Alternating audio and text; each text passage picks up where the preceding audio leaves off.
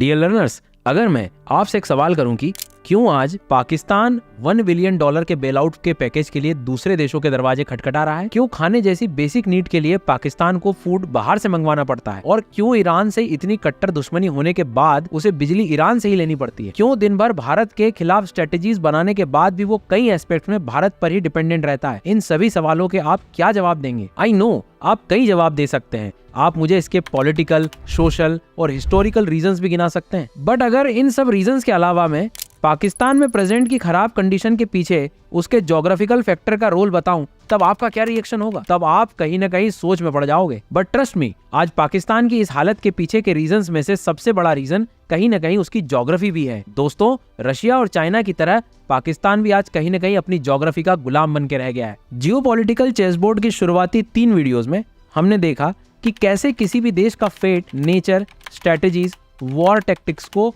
Decide करने में उसकी ज्योग्राफिकल पोजीशन और फैक्टर्स का कितना बड़ा हाथ होता है, कैसे उस देश की जियोपॉलिटिक्स पर उसकी ज्योग्राफी का इन्फ्लुएंस होता है। उसी सीरीज को कंटिन्यू करते हुए आज हम पाकिस्तान की ज्योग्राफी और उसके जियोपॉलिटिकल पोजीशन की बात करेंगे, जानने की कोशिश करेंगे कि आखिर पाकिस्तान की बर्बादी के पीछे उसकी ज्योग्राफी का कितना बड़ा रोल है। दोस्तों, पाकिस्तान पर आए दिन आपके यूट्यूब फीड पर सैकड़ों वीडियोस आते होंगे, बट मैं दावे के साथ कह सकता हूं कि ये वीडियोस उन सबसे बिल्कुल अलग होने वाली हैं, क्योंकि इनमें ज्योग्राफी के लेंसेज से हम जियोपॉलिटिक्स को समझने की कोशिश करेंगे। आप एंड तक बने रहिएगा। तो दोस्तों, इस वीडियो में हम आगे बढ़े उससे पहले मैं आपको बता दूं कि यदि आप यूपीएससी की प्रिपरेशन कर रहे हैं और 2025 या 2026 में यूपीएससी एग्जाम देने के बारे में सोच रहे हैं, तो आने वाली 22 फरवरी को अनअकैडमी पर शुरू होने वाले हैं फाउंडेशन बैचेस, वो भी इंडिया के बेस्ट एजुकेटर्स के साथ। अनअकैडमी सब्सक्रिप्शन लेने पर आपको मिल रहा है 50% डिस्काउंट और 6 मंथ का additional benefit by using code SGYT10।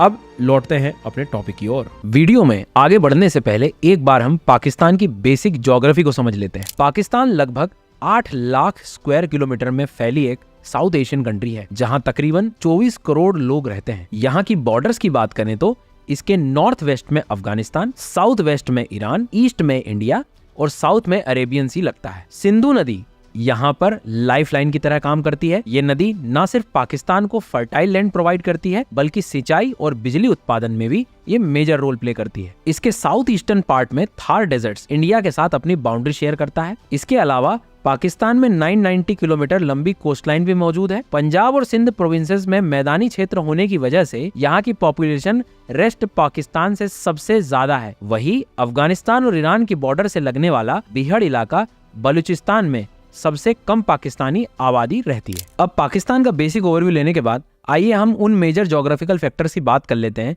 जिसकी वजह से आज पाकिस्तान अपनी ही ज्योग्राफी का प्रिजनर बना हुआ है। दोस्तों, चाइना वाली वीडियो में हमने देखा कि कैसे चाइना ने तिब्बत पर कब्जा सिर्फ वहाँ के फ्रेश वाटर सोर्सेज को कंट्रोल में लेने के लिए किया था, जिसके लिए उसने इंडिया तक से भी पंगे लिए थे। इससे आपको अंदाजा लग गया होगा कि फ्रेश वाटर सोर्सेज जैसे बेसिक से ज्योग्राफिकल फैक्टर्स किसी भी देश के लिए कितना इंपॉर्टेंट होते हैं। लेकिन पाकिस्तान की बदकिस्मती यही है कि 24 करोड़ की पॉपुलेशन की वाटर नीड को पूरा करने के लिए आज उनके पास अपना खुद का एक भी ऐसा फ्रेश वाटर सोर्सेज या फिर ऐसी एक भी रिवर नहीं है जो फुली पाकिस्तान से ओरिजिनेट हुई हो। आज पाकिस्तान अपनी मोस्टली वाटर नीड्स के लिए टोटली इंडिया पर डिपेंडेंट रहता है। यहाँ की मेजर रिवर्स सिंधु तिब्बत से और चेनाब और झेलम दोनों नदियां इंडिया से ही ओरिजिनेटेड होती हैं। चूंकि बिना अपने वाटर सोर्सेज के पाकिस्तान का सरवाइव करना ही मुश्किल था, इसलिए 1960 में हुई इंडस वाटर ट्रीटी में इन तीनों नदियों का पानी पाकिस्तान को सौंप दिया गया। लेकिन आप भी अच्छे से जानते हैं कि हमेशा स्थितियां एक जैसी नहीं होती। जिस तरीके से आए दिन इंडिया पाकिस्तान के बीच टसल चलती रहती है, बॉर्डर्स पर गोलीबारी होती रहती है और टेररिज्म जैसी हरकत पाकिस्तान करता रहता है,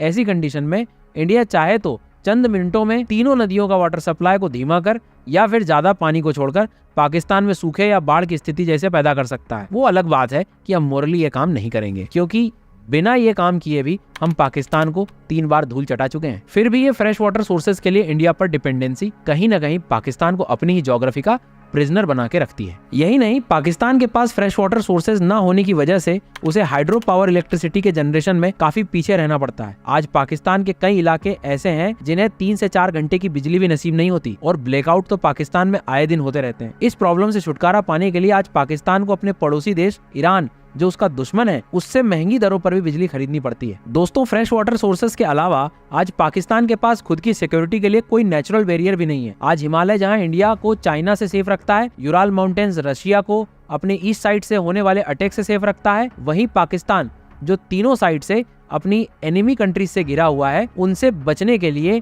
उसके पास कोई भी नेचुरल बैरियर तक नहीं है। हालांकि यहाँ नॉर्थ वेस्ट में अफगानिस्तान से लगता हुआ पठार मौजूद है, बट वो पाकिस्तान को सिक्योर करने के लिए काफी नहीं है। पाकिस्तान के प्लेन्स और पठारों के बीच मौजूद दर्रे ईरान और अफगानिस्तान को जब चाहे अपनी फोर्सेस के साथ पाकिस्तान पर चढ़ाई करने का पूरा मौका देते हैं। यही नहीं, पाकिस्तान को ज्योग्राफी का अभिशाप सबसे ज्यादा 3000 किलोमीटर लंबे इंडियन बॉर्डर को शेयर करने से लगता है। क्यों? क्योंकि 1947 में रेडक्लिफ लाइन, जो इंडिया को पाकिस्तान से अलग करने के लिए खींची गई थी, इसका आधार ज्योग्राफिकल न होकर रिलीजियस रखा गया था। इस वजह से इनके बीच थार के रेगिस्तान को छोड़ दिया जाए तो बहुत कम मात्रा में नेचुरल बैरियर्स मौजूद हैं। आपको यहाँ पर पूरे के पूरे सपाट मैदान मिलेंगे। इस नेचुरल बैरियर की कमी से पाकिस्तान इंडिया से इतना वल्नरेबल है कि इंडिया जब चाहे पाकिस्तान पर कंट्रोल स्टैब्लिश कर सकता है। जी हाँ, मैं ये बात इसलिए कह रहा हूँ क्योंकि यहाँ के इस्लामाबाद, लाहौर और सिंध जैसे मेजर इंपॉर्टेंट शहर इंडिया से केवल 50 से 60 किलोमीटर की दूरी पर हैं। सही सुना, केवल 50 से 60 किलोमीटर की दूरी। अमृतसर और लाहौर के बीच के डिस्टेंस की बात करें तो ये केवल 50 किलोमीटर के आसपास है। वहीं पाकिस्तान की कैपिटल इस्लामाबाद इंडिया की सीज फायर लाइन से केवल 60 से 70 किलोमीटर की दूरी पर है। यानी अगर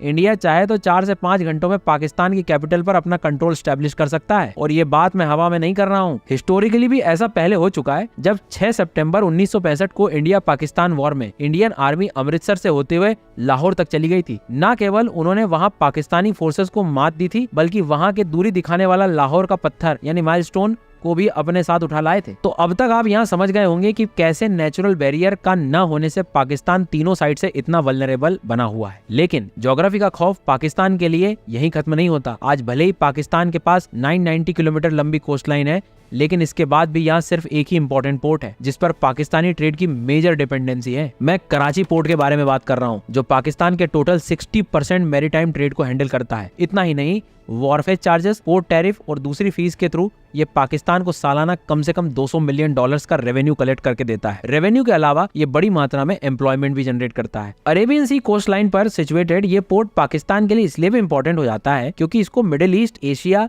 अफ्रीका, यूरोप के टॉप शिपिंग रूट से जोड़ता है। लेकिन बस यहाँ प्रॉब्लम एक ही है, वो ये है कि इंडिया से इसकी दूरी ज्यादा नहीं है। गुजरात में मौजूद भुज एयरबेस कराची से केवल 400 किलोमीटर की दूरी पर सिचुएटेड है, जिसका ये मतलब है कि कल वॉर की हालत में इंडिया कराची पोर्ट पर कंट्रोल कर पाकिस्तान की इकोनॉमी को कोलैप्स कर सकता है, उसी के इंटरनेशनल ट्रेड्स पर रोक लगा सकता है। यहाँ मैं कुछ बड़ा चढ़ाकर नहीं बोल रहा हूँ। कुछ महीनों पहले जब सुनने में आ रहा था कि पाकिस्तान डिफॉल्टर होने वाला है, वहाँ कोई इकोनॉमिक एक्टिविटीज नहीं चल रही है, इसके पीछे का कारण कराची पोर्ट का पूरे तरीके से ठप पड़ना ही था। इससे आप समझ सकते हैं कि पाकिस्तान के लिए पोर्ट कितना जरूरी है। लेकिन इंडिया के पास इसकी ज्योग्राफिकल पोजीशन इसे कहीं न कहीं वल्नरेबल बना देती है। इसके अलावा पाकिस्तान की आफत यहाँ और ज्यादा बढ़ जाती है क्योंकि इसकी बॉर्डर चारों तरफ से दुश्मन देशों से लगी हुई है। पाकिस्तान की न तो ईरान से बनती है, न ही अफगानिस्तान से, और इंडिया के बारे में तो आप जानते ही हो। जिस तरीके से अमेरिका के पास मैक्सिको, कनाडा के रूप में फ्रेंड कंट्री है जो उसे नेचुरल सेफ्टी प्रोवाइड करती है, रशिया और चाइना को central Asian natural safety provide करती है, ठीक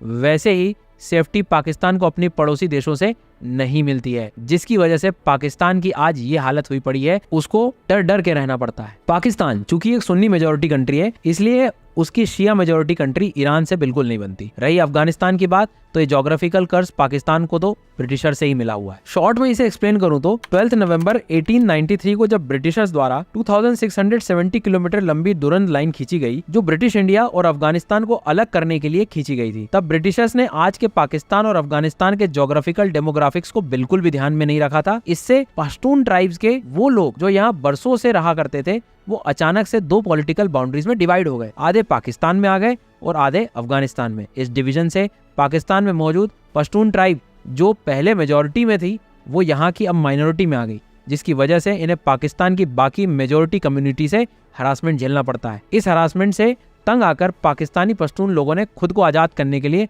अफगानिस्तान के साथ मर्ज होने की डिमांड करनी शुरू कर दी। दूसरी तरफ अफगानिस्तान साइड के पश्तून भी इस पॉलिटिकल बाउंड्री में बिल्कुल विश्वास नहीं रखते थे, वो भी इसे अपना ही एरिया बताते थे। आजादी के बाद पाकिस्तान को दुरंत लाइन के अलावा अफगानिस्तान के साथ ये बॉर्डर विवाद भी साथ मिल गया था। जब से पाकिस्तान बना है तब से लेकर आज तक मुश्किल से कोई अफगानी गवर्नमेंट रही होगी जिसने पाकिस्तान और उसके बीच की दुरंत लाइन को मान्यता दी हो। इवन तालिबान तो पाकिस्तान पश्तून एरिया को अपने कंट्रोल में करने की धमकी भी दे चुका है। पाकिस्तान के इस बॉर्डर से भारी मात्रा में ड्रग स्मगलिंग से लेकर इलीगल एक्टिविटीज होती हैं, जिसे रोक पाना पाकिस्तानी गवर्नमेंट के लिए सरदर्दी हो जाती है। आए दिन पश्तूनी लोग खुद को अफगानिस्तान में मर्ज होने की मांग करते रहते हैं। अगर मोर्टिमर दुरन उस दिन इस बेसिक से ज्योग्राफिकल फैक्टर को ध्यान में रख लेते, पश्तून को टोटली अफगानिस्तानी एरिया में ही रखते थे, तो पाकिस्तान की आज ये हालत नहीं होती। पाकिस्तान को अफगानी बॉर्डर्स की वजह से अपनी नींदें खराब नहीं करनी पड़ती। तो दोस्तों, देखा आपने किस तरीके से पाकिस्तान भी रशिया चाइना की तरह अपनी ही ज्योग्राफी के पिंजरे में कैद हुआ पड़ा है। चाहे वो इकोनॉमिक एस्पेक्ट्स हो या फिर पॉलिटिकल एस्पेक्ट्स, पाकिस्तान को ज्योग्राफी की चौतरफा मार पड़ी है। लेकिन दोस्तों, ऐसा नहीं है कि नेचर ने पाकिस्तान को कुछ दिया ही नहीं। पाकिस्तान के जहां ईरान, अफगानिस्तान, भारत जैसी नेबरिंग कंट्रीज के साथ रिलेशन खराब है, वहीं इसके पास चाइना और टर्की यानी तुर्की जैसे क्लोज एलाइज भी हैं, जो वक्त आने पर उसे मुसीबत से निकालते रहते हैं। चाइना जहां पाकिस्तान को इकोनॉमिक और मिलिट्री कोलैबोरेशन के साथ डिप्लोमेटिक सपोर्ट देता रहता है, टर्की भी पाकिस्तान के साथ बेहतर बायलैटरल रिलेशन बनाए रखता है। टर्की पाकिस्तान से डायरेक्ट बॉर्डर तो शेयर नहीं करता, लेकिन विभाजन के बाद पाकिस्तान और टर्की के कल्चरल रिलेशन काफी अच्छे रहे हैं। चाइना और टर्की की वजह से पाकिस्तान को इंटरनेशनली मोरल सपोर्ट भी मिलता रहा है। इसके अलावा पाकिस्तान की ज्योग्राफी उसे एक रिच एग्रीकल्चर पोटेंशियल वाला देश बनाती है। साथ ही फेवरेबल क्लाइमेटिक कंडीशंस की वजह से यहाँ अलग अलग तरह की फसलों की पैदावार भी होती है। अगर पाकिस्तान अपने पोटेंशियल का सही यूज करे तो ये लैंड इतना फूड प्रोड्यूस करके दे सकता है कि इसे खाने के लिए किसी दूसरे देश के दरवाजे पर जाना नहीं पड़ेगा। इसके साथ ही पाकिस्तान की ज्योग्राफिकल पोजिशनिंग भी उसे एक इम्पोर्टेंट कंट्री बनाती है। आज Pakistan south Asia, central Asia और मिडिल ईस्ट के मुहानों पर सिचुएटेड है। ये तीनों का कहीं न कहीं मर्जर पॉइंट है। पाकिस्तान की इसी सिग्निफिकेंट पोजीशन की वजह से इसे ग्लोबल अफेयर्स में रणनीतिक महत्व प्राप्त है, particularly regional security, energy corridors और इंटरनेशनल ट्रेड रूट्स के कॉन्टेक्स्ट में। इसी वजह से ये कई रीजनल कोऑपरेशन जैसे सार्क, SCO, ECO के एक्टिव मेंबर है। तो दोस्तों, इस पूरे डिस्कशन से हम ये समझ सकते हैं कि पाकिस्तान के पास एक डाइवर्स ज्योग्राफी है, जो उसे कई ज्योग्राफिकल डिसएडवांटेजेस देने के साथ कई एडवांटेजेस भी देती है। बस शर्त यह है कि पाकिस्तान सही रास्तों पर चले, अपने पड़ोसी देशों से रिलेशन को अच्छा कर रखे और ज्योग्राफिकल डिसएडवांटेजेस को एडवांटेजेस में बदले। बाकी नेक्स्ट वीडियो में आप किस देश की जियोपॉलिटिक्स को ज्योग्राफी के लेंसेज से देखना पसंद करेंगे, कमेंट सेक्शन में जरूर बताएं। चैनल को सब्सक्राइब और वीडियो को लाइक और शेयर करना मत भूलिएगा। Let's crack it.